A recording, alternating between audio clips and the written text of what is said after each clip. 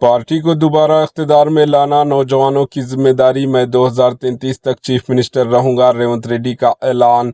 तेलंगाना के chief minister Revanth Reddy ने कहा कि टीडीपी 1994 से 2004 तक, मुत्तहिदा आंध्र प्रदेश में कांग्रेस 2004 से 2014 तक और तेलंगाना में बीआरएस टीआरएस यानी 2014 से 2023 तक इख्तिदार में रही। इसी तरह कांग्रेस यकीनी तौर पर 2023 से 2033 तक इख्तिदार में रहेगी।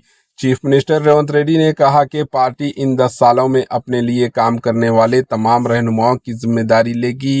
इन्होंने मजीद कहा कि 2023 से 2033 तक हुकूमत की क़ियादत की जिम्मेदारी लूंगा। इसके बाद नौजवानों को पार्टी को इख्तिदार में लाने और चलाने की जिम्मेदारी उठानी चाहिए। चीफ मिनिस्टर रेवंत रेड्डी ने कहा, पार्टी को दूसरी बार इख्तिदार में लाना कारकुनों के हाथ में है और इसके लिए कांग्रेस के कारकुन को हुकूमती स्कीमों को अवाम तक पहुंचाना है। Bureau report, HN news.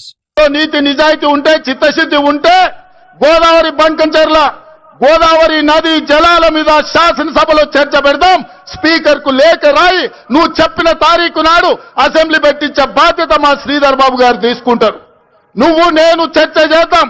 Godavari జలాలలో తెలంగాణకు అన్యాయం చేసింది ఎవరు? ప్రాణహిత చేవళ్లను